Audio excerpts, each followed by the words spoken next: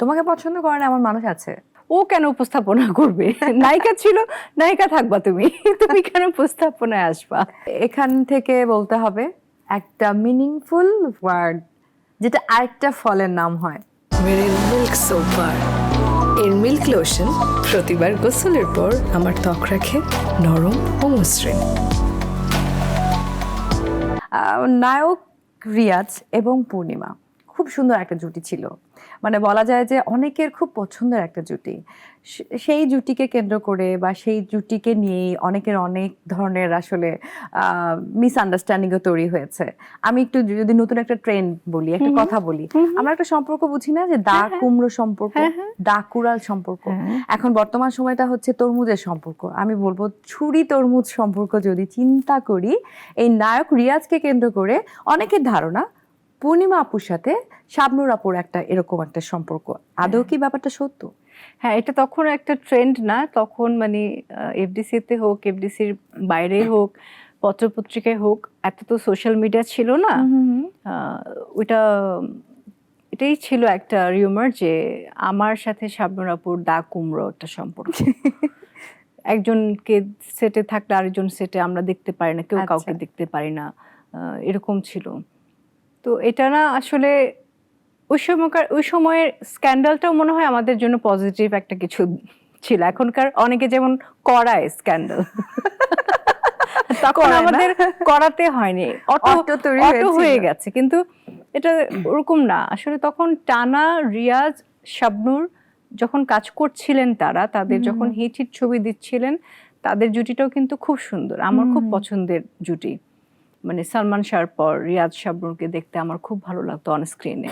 তারপর তিনি যখন শাবনূর আপু ছাড়া আমার সাথে যখন জুটি বেঁধে রিয়াজের সাথে কিন্তু ফার্স্ট আমিই কাজ করা শুরু করেছি।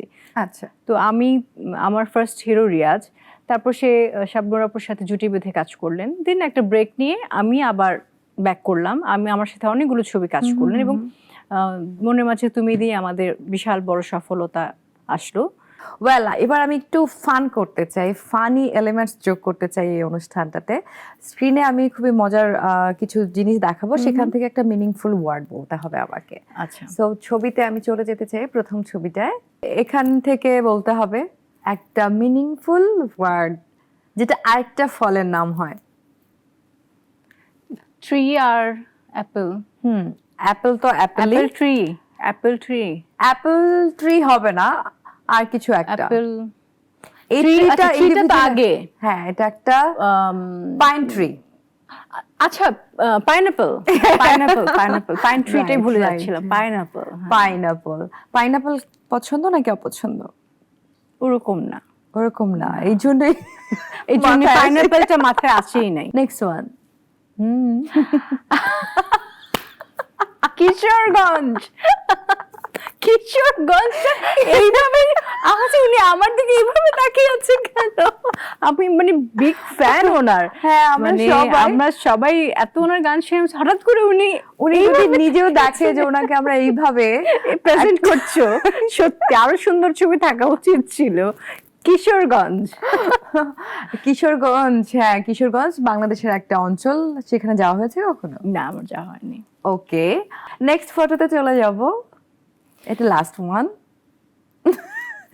যেটা মানুষ এখন হতে চায় অনেক বেশি, সবাই হতে চায়। পূর্ণিমা আপুর মতো হতে চায়, এটাও হতে চায় সবাই। এটা তো খুব জটিল লাগছে। এটা কি নাম্বার 4? এখন এটা বাংলায় তো শসা বা কিউকাম্বার। এখন কিউকাম্বার ধরবো না শসা ধরবো? দুটাকে ধরে শসা, দুটাকে ধরে কি হতে পারে যে সব মেয়েরা হতে চায়? আমাদের একটা বাংলাদেশের ট্যাবিও আছে এরকম, যে আমরা সবাই এটা হতে চাই, এরকম। ফর্সা আর আচ্ছা, ঠিক আছে, ফর্সা। সুন্দর। এখন মানুষ যে বানিয়েছে এটা, ওনার সাথে আমি শুটিং শেষে দেখা করব। এটা মজা না? বলো, মজা পেয়েছো কি? মজার। 4 থেকে ফর্সা আমার বের করতে হলো। বাকিগুলো তো এত ইজি ছিল, তো এটা একটুখানি যদি ব্রেইনস্টর্ম না করা হয় তাহলে আমি বুঝতে পারছিলাম না। যেমন নারকেল যখন দেখিয়েছে এখন কোকোনাট ধরবো না নারকেল ধরবো, এখন আবার যেমন কিউকাম্বার ধরবো না শসা ধরবো, আমি হেল্প করার জন্য বসে আছি। সেটাই। তো এরকম আসলে ছোটবেলার কথাগুলো মনে পড়ে যায়। ছোটবেলা আমরা এরকম মজা মজা ধাঁধা জিজ্ঞেস করতাম। আমি তো আমাদের ফ্রেন্ডদেরকে অনেক বেশি জ্বালাতাম এরকম ধাঁধা দিয়ে। এখনো জ্বালাও মনে হয়। এখনো জ্বালাই, হ্যাঁ। এখন হচ্ছে গেস্টদেরকে